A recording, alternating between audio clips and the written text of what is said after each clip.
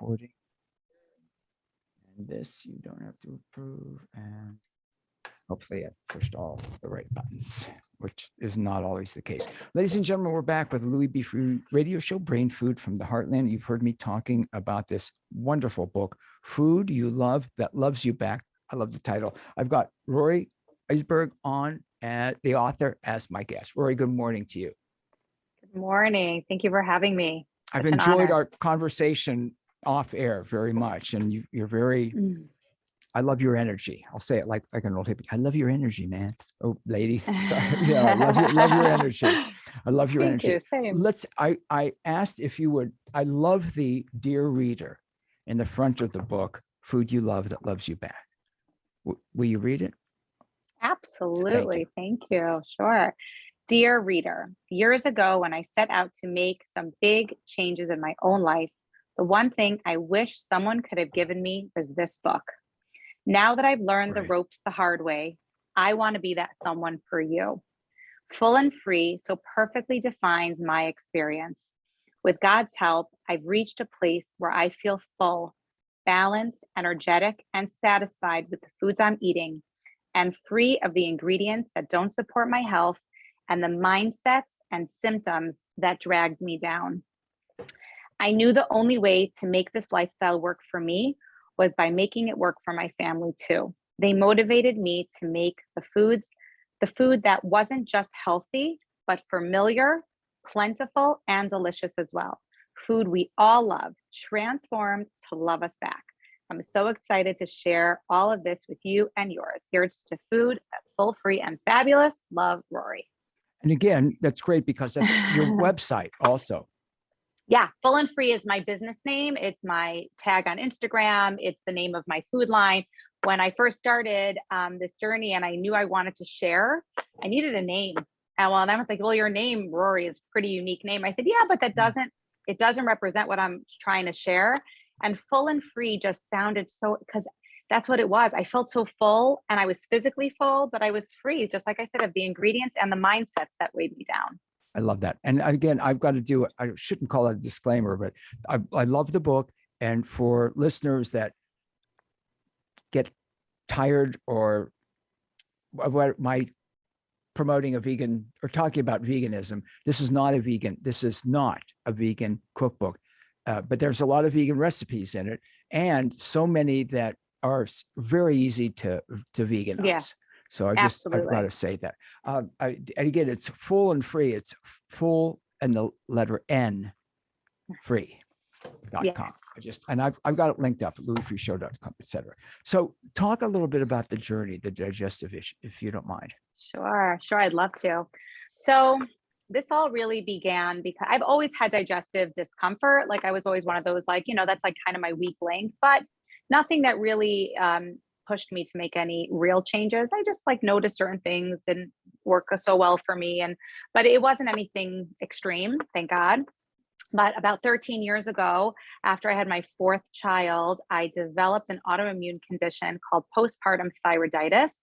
And it was very overt. I had a goiter in my throat. I looked like a baseball in my throat.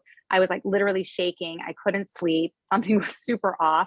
I went to my doctor, he did blood work, and my TSH, which is the thyroid stimulating hormone, was like it was 0.0 something. It was super, super low. It should be somewhere between 1 and 4. And he told me this is common. It happens to women often after at hormone shifting time. So postpartum, after menopause, a lot of times women will get it. It is pretty common. And he said, typically it will resolve itself. The thyroid should stabilize somewhere. It should stabilize within the normal range. And if it doesn't, it will land either in over or underactive. And then you can treat it with medication there. So I kind of waited for a while and I was not really getting any stabilization. I'd have months of underactive. Then I'd feel okay for a few weeks, maybe 3 weeks at most. And I was sleeping well and feeling well, and my energy was better. My digestion was better. Meaning the thyroid affects every system in your body. Like it's literally the thermometer of your house, so to speak. It's like the thermometer of your body, and it has effect on everything from your skin to your digestion, to your mood, to your clarity of thought, to your metabolism, to your ability to or not to sleep, your anxiety level. It's like everything. So, and then it would go into underactive, where I would feel sluggish and lethargic and constipated and just super low energy. And it just kept jumping. Awful. And it was awful. And I did some research. And what was unique about my case was that when I was in overactive, it was very over. And it was like they could have treated it, but the treatment was extremely invasive, basically a process of killing the thyroid and then using medications in place of your thyroid the rest of your life, which I was young and I was like, I don't want to do that. And then to treat it in overactive was also just giving you medication. But what was weird about my case was that my overactive never went so high. My numbers never went high enough that doctors were like, well, your numbers seem within the normal range, but my symptoms were showing symptoms of hypothyroid. Anyway, after about 5 years of waiting it out and feeling super frustrated and seeing so many effects to so many areas of my life, I really was not feeling well. I was walking around not feeling well all the time. You kind of get used to it, but I didn't want to just live like this forever. So I started doing some research, and I kept coming across this concept of how the immune system affects the body as an autoimmune condition, and how lifestyle habits affect our hormones. Thyroid is a hormone amongst many other hormones, and how it affects our overall health. And things were making sense to me, like different foods give our body different instructions, sleep, how we sleep, how we exercise, how we manage stress, those all affect cortisol levels and insulin levels. And I just started learning the science, and I loved it. It was like speaking to me, and it felt so true. So after a lot of thought, I decided I was going to commit to making different changes, both in my sleep, my exercise, my stress management, and my eating. And I like to stress that because people think it's all about a diet. So I don't believe in a one size fits all approach to diet. I think that veganism works great for some people. I think there are some people that really have a hard time with all those grains and starches, and that might not work so well for them. So it's so individual. And in my training in integrative nutrition, they highlighted that fact of bio-individuality, and that one man's food is another man's poison, and really to use your body as your laboratory, which is what I did. And I found that when my other habits are stronger and I'm getting better sleep and I'm, doing the other things that are really important, I actually can eat certain foods that I can't eat when I'm under a lot more stress, which is super fascinating. Wow, that is fascinating. It's super fascinating. I am a big believer in the sleep and stress aspect to our health. I think it's massive. And so I went on this journey, and I was getting into bed at 9:30 at night, and I was exercising gently, like yoga and Pilates and walking. I used to be a big TRX and spin girl and burning out my adrenals. Not that happens to everyone, but for me, it was the case. Yeah. And meditation and yoga, and just really reassessing certain responsibilities in my life, and changing the way that I cooked, and using unrefined ingredients, anti-inflammatory foods, eliminating foods that cause inflammation, and eating in a way that balanced my blood sugar. And in doing that, I saw huge effects. And within a very short period of time, I would say within 3 weeks, I saw a big change. And I was like, okay, this is working. And I decided I need to make this a lifestyle. But in order to make it a lifestyle for me, I wasn't going to cook 2 different dinners every night. And I didn't want to feed that food to my family once I learned. And that really was how my journey to figuring out how to cook the foods you love that love you back really began. And I never went to culinary school, not a chef, but I was determined. And I guess God just inherently gave me like a talent for cooking. I was always like I was never one of these recipe followers. I always just sort of seasoned things and whatever.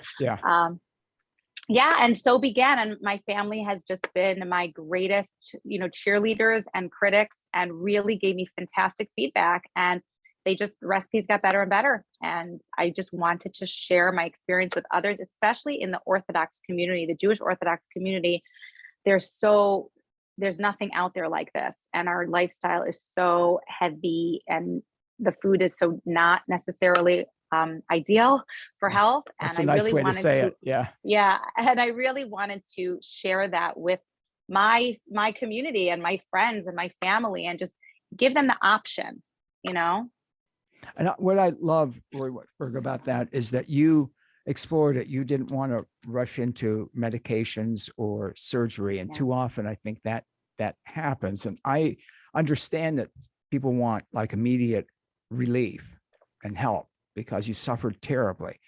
Yet I would Slow ask and people to steady wins the explore. race. Yeah. Thank Yeah, you. Thank slow you. and steady Again, wins the race. I'm not Anti-medicine. that's I'm great. not either. I'm not. No, Yeah, absolutely not. And I different things for different people. It's 100%. wonderful with all, how much suffering you had with that you were able to find your own way out. Not Thank God. thank God is right. I just got to say, I love in the acknowledgments and the dedication about Bubby. And you say, I dedicate this book to the chain of women who sparked my passion for both the recipes and the message of Full and Free, to love, honor, and respect our bodies, to fuel them with dignity and deliciousness. Tell me about Bubby, your grandma. Oh, thank you. I'm so happy. This is the first interview that I've been able to honor her. She was the most delicious person in my life. My Bubby she's my grandmother, my father's mother, and she was just a delicate, sweet soul. And she loved me in a way that was very special and unique. She always did arts and crafts with me and always baked with me. And she really gave me the passion for creativity and to really bring that out. She was very into flowers and into decorating, and she did lots of arts and crafts. She really let me get messy in the kitchen and create. And I know that really carried me. And also my love for family and for making family meals a very sacred, special time and a priority in my life. I very much got that from her. And I think had I not had that tremendous need to say, I still want my Shabbos to feel like Shabbos, and I want my family to experience holidays just like they always did, but I want it to be healthy. I know that she infused that in me, and that was my motivation. And I just adored her. And she passed about, I think, 4 or 5 years ago. And I was so honored to be able to dedicate this book to her. And thank God, my grandmother, who is, thank God, alive and with us. And she's a Hungarian grandmother, and she taught me skill. Like, she really taught me how to flip those matzo balls and how to bake. And she always let me cook in her kitchen.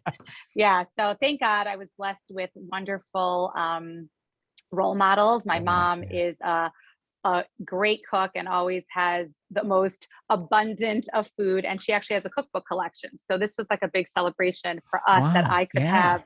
She literally owns every single kosher cookbook that has ever been published, ever. I'm not joking. That's got to be a lot that's got to be a lot. Yeah. Right. It's a lot. Yeah. And so to have her daughter's book on her shelf is it's very special. That's gotta be. So, yeah. And then, I appreciate that because that's nice for you to be able to talk about that. And I was really moved by the dedication and the acknowledgments in the book. And that book is Food You Love That Loves You Back, Rorie Weisberg's book. And again, you can go to the website, Lori's website, and Rorie's at Full and Free. Full and Free. Yeah, full with an N, full and free, free.com. FULLNFREE.com for a lot of information. It's Rorie Weisberg's website. I've got to talk, you talk about meal planning. I mean, you've got so much for people about fiber, about protein, etc. A lot of information in there for people to start, because again, a lot of people don't pay attention to their diet. They eat what they want to eat. And again, my other disclaimer, and I've said this a lot on the show, Rorie, before, when people say I'll tell, oh no, I'm vegan. Oh, you eat a healthy diet. No, I eat a healthy diet, but just because vegan doesn't mean that. The example I use is I could eat certain potato chips or French fries and drink beer all day and still be certain beers. I go to barnivore.com to make sure they're vegan, but that would be a vegan. That's not a healthy diet. 100%. Potato chips or French fries and beer once in a while, certainly French fries once in a while, potato chips once in a while. But again, that's not. So again, that doesn't mean, and you really go into depth about the foods and what happens with it. Obviously, I want to ask you, I want to hit a couple of recipes. I showed you how many turned down pages I have. But talk to me about recipe development. How do you, again, I love to cook, and I just put things together that I know are good. Right. And what the problem with that sometimes is it comes out really good. Not always. And then you can't make it again. And I can't make it again because I don't know. I did. don't measure stuff. I mean, I measure some things for some recipes, but how do you develop your recipes? I'm so with you. It was such a challenge because I'm exactly the same kind of cook. And then we'd eat something. I'm like, oh gosh, wait, how did I do that? And that's exactly how I started.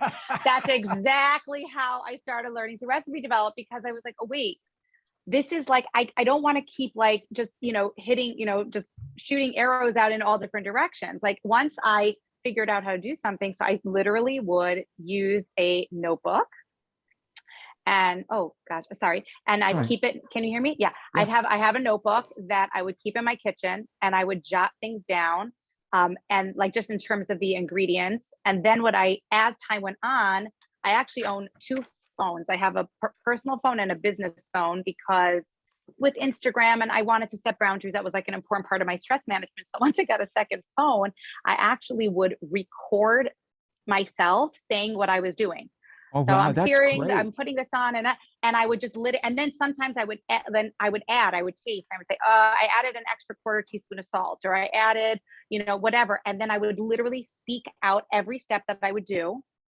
And then if it was good, I would just write it out. If it was like needed work, I would make it another time. I would listen to what I did, and then I would say, okay, it was good, but it needed more this or was whatever. And then I would play with it, and I would keep recording myself, and then I would write things out. And that was really the key in learning how to become I guess the word is just an artistic chef into an actual recipe developer, cook. I would say an artistic cook to a recipe developer was by literally recording myself. And yeah, that's really, that's how I do it to this day. That's wonderful. And obviously you pay a lot of attention to detail with the recipes. And I'm glad that you said that's how it started. It was just putting things together. It's like, oh, that was really good. I'm a curry fanatic, and sadly, my sleep is really bad, and I'll get up at 3-4 o'clock in the morning, and it's like, I don't want to bounce off the walls. I like a little too hyped up to read, and I love to cook. That's, as long as it's not too aromatic to wake my wife up, which happens sometime. I try to be really quiet, but I love putting things together. Do you make sourdough? That's something I've vegan. wanted. Yeah. Something, and I know you've got, you the would spelt. love Yeah. it. Yeah. The spelt sourdough is so gentle. And if you love being in the kitchen, you have to love working with your hands to do sourdough. It's therapeutic. I love it.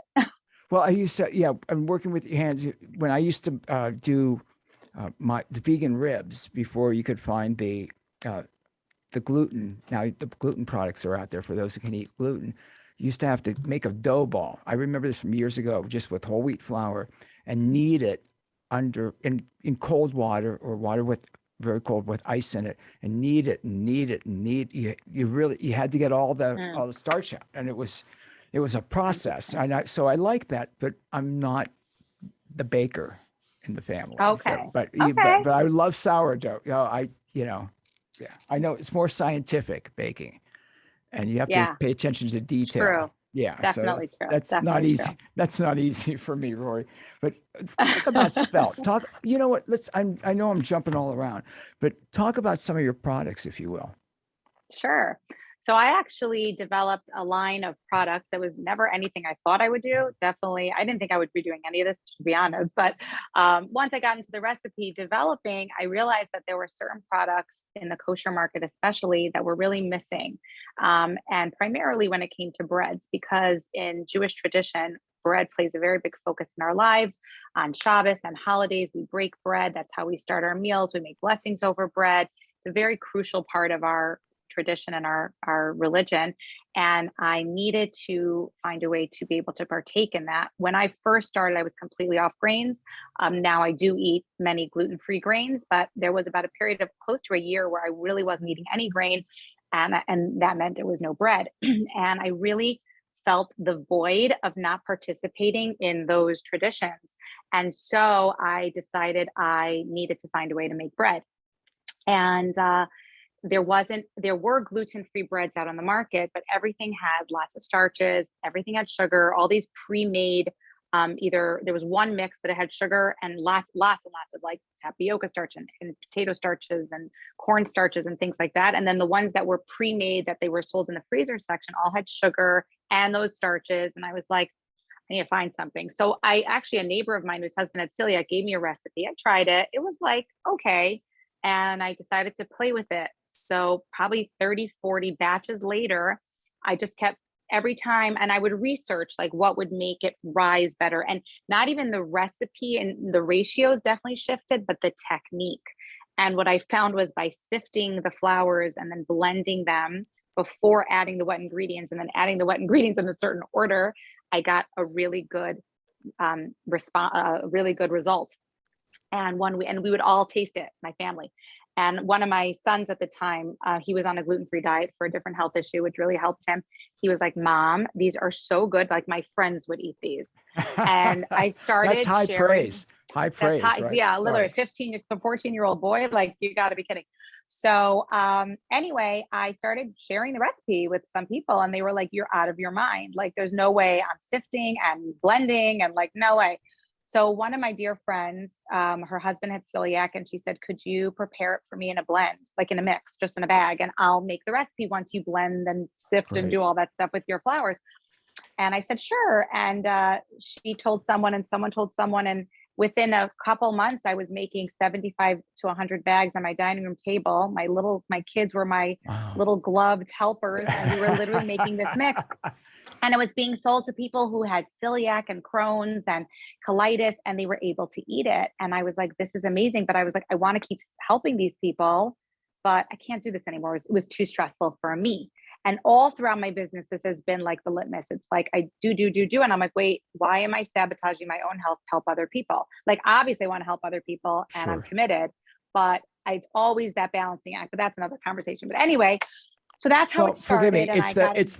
Forgive me, Rory, but it's the old, if you're in a plane and the masks come down, you've got to put yours on because you're no good to anybody else. You know, if I'm always use that example, right? That's exactly. And that's it. You've got to, if you don't take care of put yourself, on the mask on yourself first. Yeah, you want to help others, but that's you've got to stay okay yourself to help other people. I'm sorry. Go ahead. It's a super tricky balance. But anyway, so I started with that blend. And then like we were talking earlier, I realized that gluten-free bread is great, but there were people that had blood sugar issues and it was too glycemic. And then there were people that are vegan and don't eat eggs. And then there are people that are sensitive to yeast. And so my passion became finding a way for everyone to be able to eat bread and feel good too.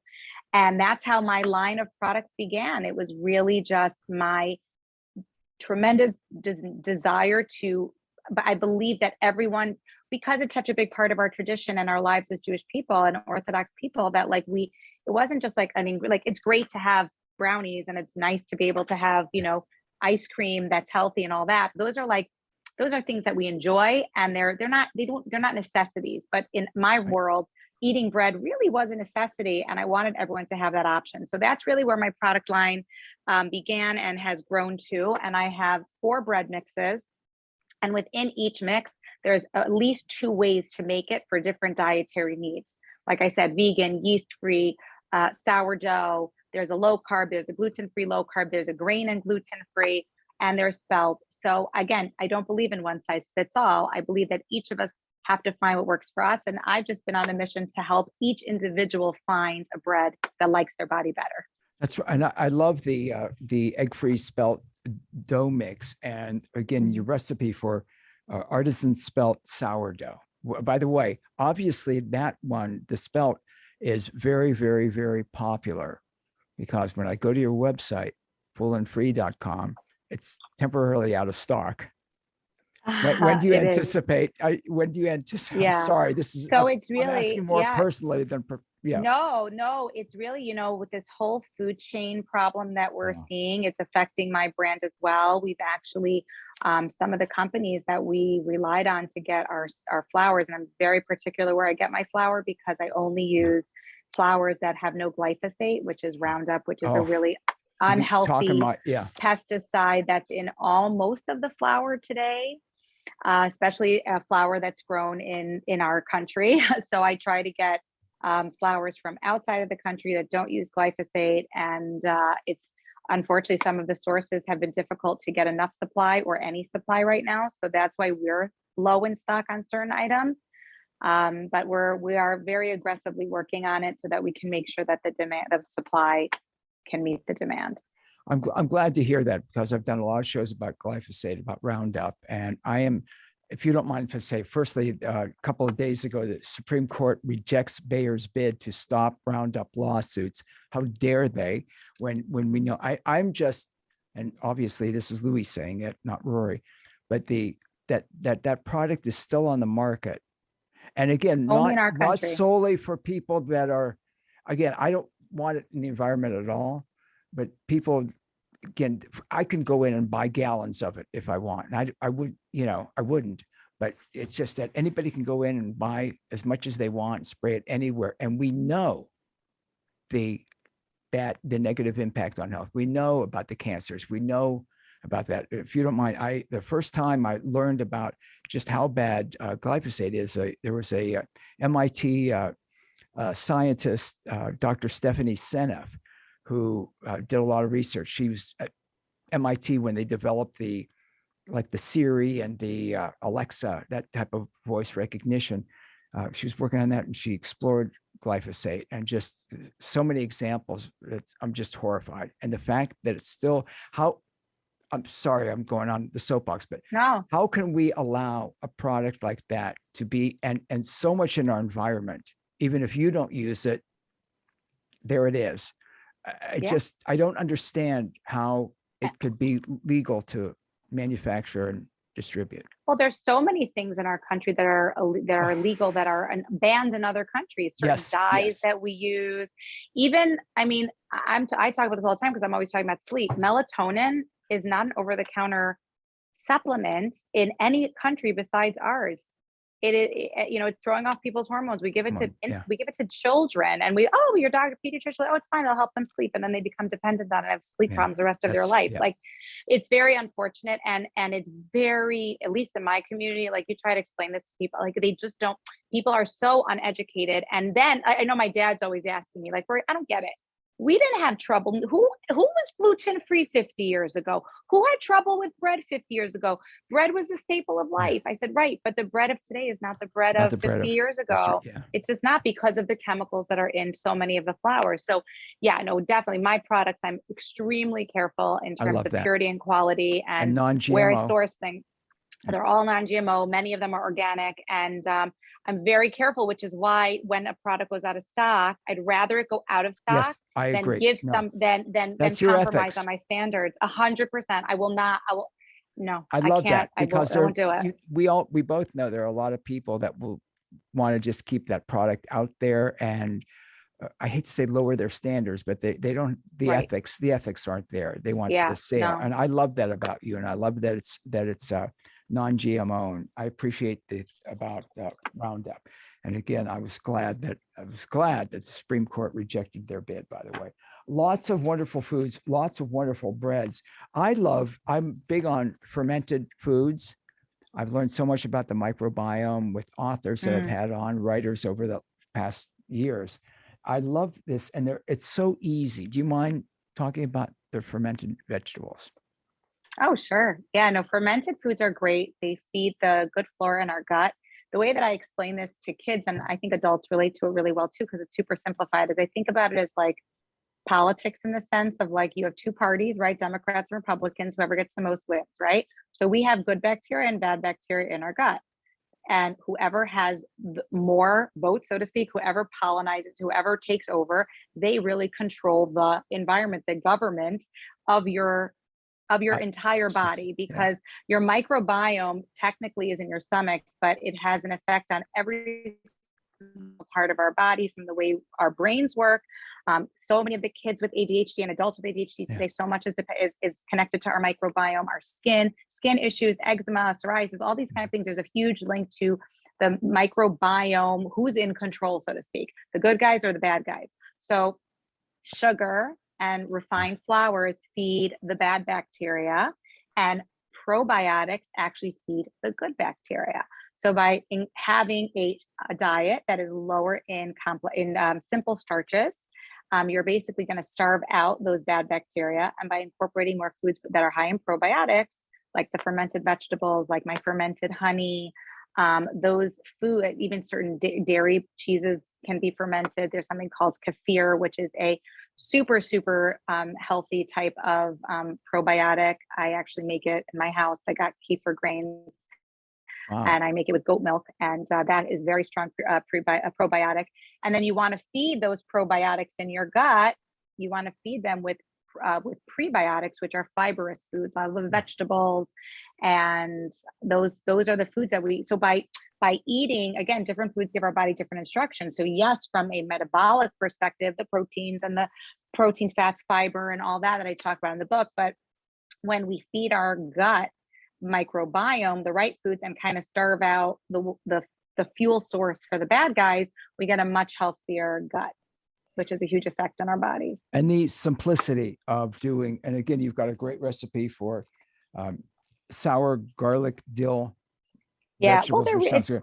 But this, so and I love the, yeah. I'm sorry, I love the ginger beet kraut, and it is so, folks. If I can do it, you can do it. I mean, in the past, I've made it's kimchi. super easy. Yeah. It's like I always say with sourdough as well. Like it's a long process, but you're not babysitting. You just do the steps. It takes about 2 minutes, and then you let nature do its work.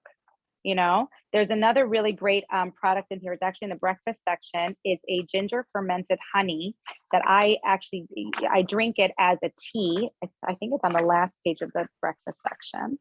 Yeah, it's on page 56, fermented honey. So you can ferment ginger and honey or garlic and honey. And the ginger honey has a wonderful flavor. And you know how ginger is so good for the gut.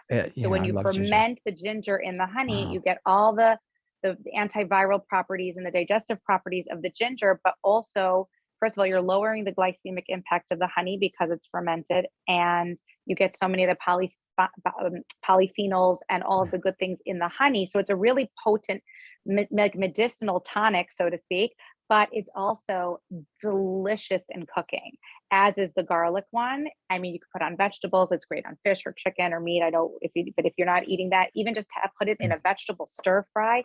It is like, you know, how people love to buy duck sauces and all these sweet and sour sauces that are full of just like high fructose corn syrup and whatever. There is no store-bought sauce that can top this flavor. Like hands down.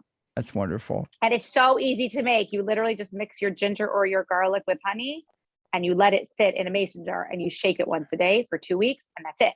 It's done. Easy. I love the simplicity of some of the things. And again, when you do the fermented things, I was saying I've done kimchi. I'm eager to do the vegetables, and the pickles sound phenomenal. But it's so easy. I made something called pak dong, which is like a Thai. I'm going to call it Thai kimchi. And the first time I made it, I was so excited when I saw the bubbles, you know, because that told me life. I did it right. Well, and it told me I did it correctly. You know, I kept watching, like every day I'm watching, no bubbles, no bubbles. True. And I was like, and again, because of your youth, the original Frankenstein movie, when Dr. Frankenstein said, "It's alive, it's alive." Yeah, exactly. That's how I was. I screamed so when yes. Fun. You know, I make sourdough all the time, and I think people must think it's like, I'll post on Instagram and be like, "Isn't this beautiful?" Like, it comes out in the morning and my starter's like dripping over the jar. To me, it's really one of the most beautiful. Yeah, I get it. It's beautiful. And I wake up in the morning and I come downstairs and I see the dough that I made last night, and it's like, you know, let's say down to here, and now it's like tripled in size. And I smile. It's true. It's funny. People who make sourdough, you really become attached. Like because it's alive, because it is alive. It is alive. And just to go back to sourdough bread, aside from it having more protein and more nutrients available, and it's lower glycemic and it's easier to digest, the amazing thing is when you are with all those bacteria, the bacteria and the yeast that are in the starter are actually breaking down the gluten, the lectins and the phytates and the broken starches that are in the bread. So it does all the hard work for you, all Right. the things that are hard on our bodies and make us Yeah. tired when we eat bread or give us indigestion. Those bacteria are doing it for you. So I think that's the love that you feel to when you make these foods, is because they're literally live Yes. substances that are helping Help. your body, and you kind of feel like this attachment to it. It's like the craziest thing. You love it. It's like, because it is alive, and yeah, it's powerful. Well, I've got to say, and I love your passion, Rorie Thank Weisberg. I've got to tell, no, I serious. I love your passion. And again, people should try it. Get the book. The book is Food You Love That Loves You Back, Rorie Weisberg's book. One of the things that I saw is the Riva's creamy tahini. And That's my sister. your daughter. I love your kids' That's names. my sister. Yeah. Thank you. That's actually my sister. That's her recipe. But yeah, my daughter made a cherry. I can never say that one right. Yeah, I totally wanted to involve my family because they do so much cooking, and That's wonderful. That's wonderful. You teach them to cook when they're young. For me, my mom, cooked, of course, back then. Everything was homemade. Well, most things were homemade. And I learned. She let me cook with her sometimes. I'd stand up on a stool and whatever, and learned and the love of it developed. But I've got to tell you, the creamy tahini, which is again very easy, very easy. Recently, somebody turned me on to it's organic black tahini, and you open it up and it looks like motor oil. I mean, it doesn't smell like motor, but I'm serious. It stains it stains. It's try it. It was so good. And I'm eager to make it. This is a great recipe. This one is a winner. And easy, my sister, really, right? Your sister, easy. I'm sorry. Yeah. Super, super easy. The other thing that, again, I know we're short on time. I'm sorry. Ladies and gentlemen, you're listening to Louis Beefy Radio Show, Brain Food from the Heartland, copyright Beefy Radio Limited, 2022, produced by the lovely Miss Bunny Face in cooperation with White Rabbit Productions. Louis Beefy Radio Show, Brain Food from the Heartland is an adult-oriented show intended for and only for a mature adult audience. Listener discretion is strongly advised. You can't just say adults, it's a mature adult audience, especially these days. And I am talking with the author of Food You Love That Loves You Back, Rorie Weisberg. We've got links up to our website, fullandfree.com, louisfreeshow.com, wfmj.com, etc. And again, I've got so many, and I'm at the very beginning of the book. And again, I am eager to make that sourdough, but I don't want to use I want to recommend something that you would like, especially being that you're vegan. It is probably, this recipe really made this lifestyle work for me. And that is, if you look in the breakfast section, page 48 and 50, one is called pure pudding and one is called ice cream. So I love ice cream. Just, I don't know who doesn't, but I love that texture, that creaminess. But one of my favorite things to eat is yogurt with fruit and granola. Like that was something, or toppings. Like I probably ate that every day. And when I stopped having dairy and I looked into these coconut yogurts and I didn't like any of them, and they didn't really agree with me very well. A lot of them had xanthan gums and things that just, I surely couldn't eat them every day. And I was like, I need that texture. I need that experience. And these recipes evolved over time. I worked so hard on them to get just the right balance of flavor and creaminess. And they were seriously a game changer because they enabled me to have that texture and taste and fun of like just that dish that I missed, but made in a way that I could, still enjoy it in the moment and after. And so they first started as a pure pudding, which you could use any blender, any of those, Vitamix or a NutriBullet or Ninja, any of those, but it needs a little bit of liquid. So it's basically just a combination of fruits, and I have 4 different flavors here. So you put the fruits in, and then there's avocado and nut butter. If someone can't eat nuts, there is an option to use raw eggs. Obviously, if you're vegan, you're not going to make that choice. But the combination of the fruits, the avocado, and either the nut butter or the egg yolk creates like an ice creamy, thick flavor with the frozen fruit. If you're using a regular blender, you need to add like 1 to 3 tablespoons of either water or milk of choice, and it becomes like a pudding. But then about a year ago, I was introduced to a machine called the Ninja Foodie Blender, which has a torque method on the top of the cup. and you didn't need to add any liquid. So it literally became like a thick ice cream. And Ninja when I gave my Foodie. I'm husband, sorry, Ninja yeah, Foodie yeah, blender. Ninja Okay. Foodie blender. And when I gave it to my husband the first time, he goes, "Oh my God, Rorie, this is like Ice Dream." And I like, my That's mouth was great. hanging open. I'm like, that is the best name ever. Yeah. So I love this. And That's great. I top it with nuts and cocoa nibs and other fruits. And it's just like so much fun, and it's so healthy, and it's so filling. And actually this was actually recently added. There's a restaurant here in Muncie, New York, where I live. It's called Hava Java. It's a dairy restaurant. And they, about 2 years ago, took on my recipes as a parallel menu in their restaurant. They're the Wow, first that's cool. kosher restaurant who offers truly clean, healthy recipes, healthy foods in their menu. And they have salads and soups and breakfast specials and desserts, all my exact recipes, all which you can find in the book, but they make them. And this way it gives you the ease of going out and really eating something that is really healthy and doesn't compromise on oils or flours or sugars. And they recently, about like last week, added these ice creams and That's syrup puddings. fantastic. They named them Super Bowls. And I thought that was so That's clever great. because Yeah. it's superfoods in a bowl, and people are going wild over it. Like, That's if I tell you fantastic. they can't make enough of them. They have 4 flavors. They have an acai, a pitaya, berry blast, and mango strawberry with all these great toppings. They all sound Super healthy, and it's great for summer because you want that ice cream fun, creamy Sure, yeah. texture. But this is so good for It's you. good for so you. it's like, have Yeah. your ice cream and feel good too. So yeah, those are available, and they have 2 locations here, and they're flying like hotcakes. So That's for gotta those make you of you feel. who don't, it's great. It's great. And but if you don't live nearby, you know, you can make Make them your own. yourself. The Yeah. recipes are right here in the book. They're super easy, and you can freeze them and defrost them so that you can just make a bunch at one time, and then, you know, grab them out of the freezer when you want them. But I think you're going to really enjoy these. They sound I great. encourage you to try. I'm going to try them. And also, again, I know you got to go in a little bit, but the rainbow feta salad, I always love feta. And there is, and I ate a lot of feta before I became vegan and missed it.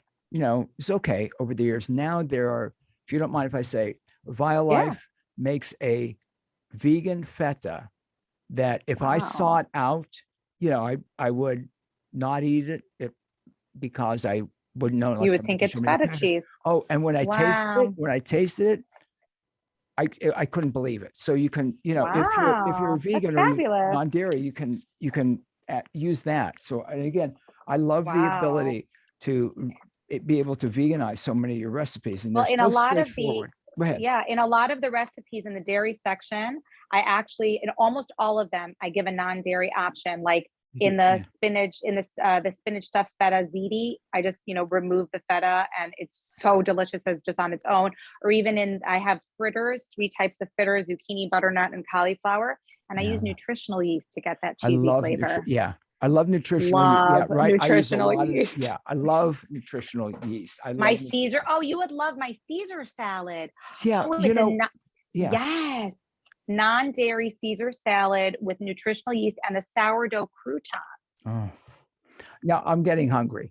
I'm getting very hungry. Me too. And the pictures, by the way, the photography in the book is fantastic. There's so many recipes I'd love to talk with you about. That cream of leek soup with cauliflower rice. And you're getting good things with nutrition. You're nourishing the veggie soup. I mean, and they all look, the chestnut, by the way, and mushroom soup. They're all, I mean, I could go on and on. The falafel is different recipe than it's baked, also not fried. Yeah, not fried.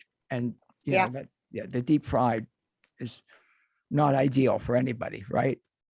Right. Because of all the things. I worked with a phenomenal photographer. She's actually a food stylist and a photographer, Sarah Goldstein.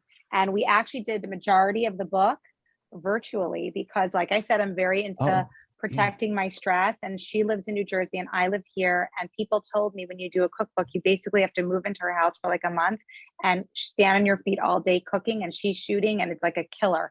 And I said, I'm not doing that. So we worked for 10 months. We spread it out about 6 to 8 recipes a week. I would send her the recipes. She cooked them. She would plate them, and we Oh, did wow. everything just That's back and great. forth over the phone. I did go in for about 6 or 7 shoots, things that I wanted to be there to make myself, or bring myself, like the breads and things. But she was a doll, and she's so talented, and she put her heart and soul into it, and you can see They're it. beautiful. I mean, Yeah. she brought the food to life, and I was so grateful she did, because as good as the recipes are, if you don't see it and you're just like, oh, that looks good, it Yeah. shows you Yeah. this can be delicious.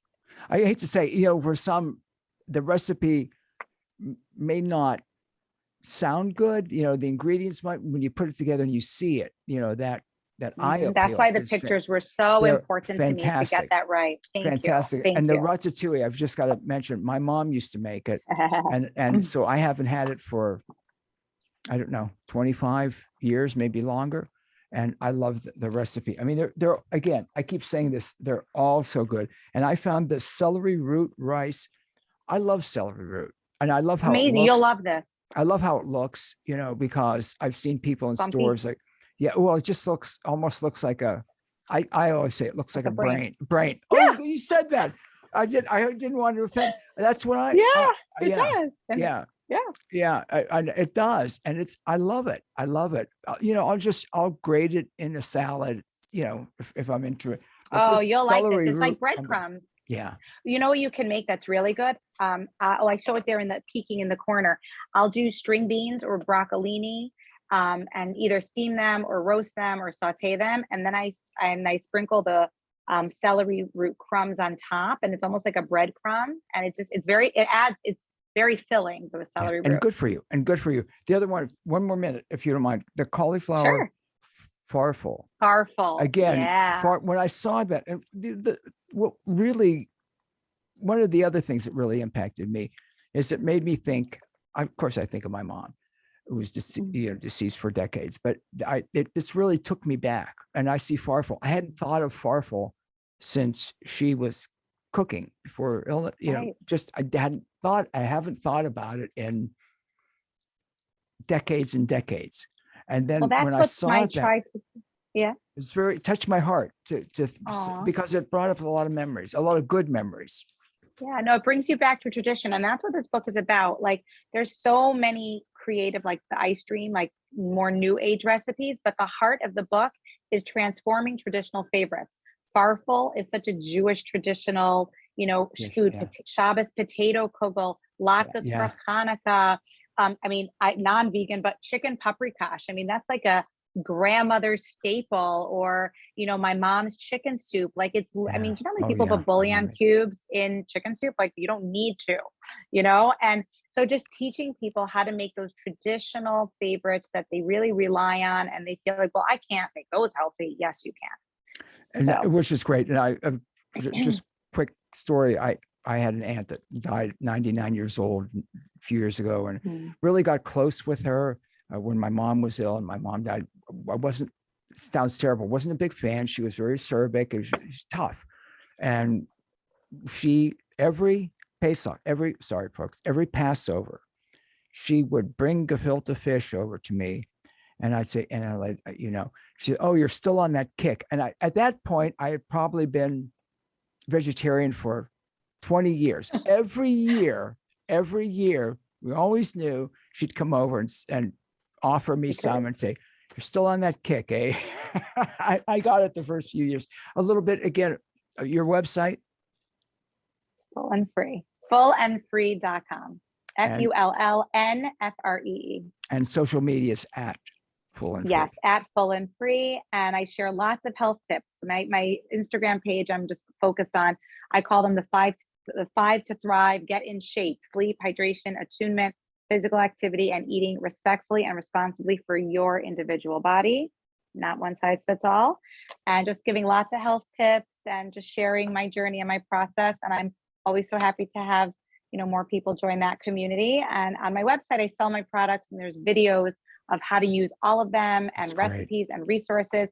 And now my next project, now that this baby is put to bed, I am working on creating online courses where I can really educate more in a really thought out, constructive way, where people can really get tools on how to make those changes in their life. and also hopefully some new products that are going to be glyphosate free that are needed in the Oh, community. yay. I'm so glad that you mentioned that about glyphosate. And I have to say, folks, food you love that loves you back makes a great gift, because you're gifting them a phenomenal cookbook, but the foods that love you back. Yeah, no, and I want to also say that my daughter, thank God, is getting married in about a week and a half from now. And thank you. It's super exciting. And I really think that this is the best gift that you can give a bride, because young girls, they don't know how to cook. And then they don't really know much about nutrition and how to balance a meal. And especially if they're Orthodox and they're going to be making Shabbos and Yom Tov, they're just going to go to like the easy stuff. They're going to buy all the duck sauce, and they're going to be all abiding all the puff pastry and the kishka and and they're going to make the easy things for supper, like, breaded, fried chicken and whatever, all that kind of stuff. And so by giving this to a bride, you're giving her a foundation of how to start her home, how to fill up her pantry. I mean, there's a whole section here on ingredients to have in your house. So if a young girl starts off her home knowing to, swap out coconut aminos instead of soy sauce, and stack up with unrefined oils and, good healthy ingredients, as opposed to stocking up on all this processed food, they're starting off with a basis, like a foundation that's so much healthier. So, especially for people that are starting out and don't have to like redo old habits, like start your family on a, that's on a great, that right foundation. I see men wouldn't think of that. I guess because I have a bride right now. That's my hope, is that this is going to be a gift that every bride is going to get. That's fantastic. Do you mind if I ask, how old's your daughter?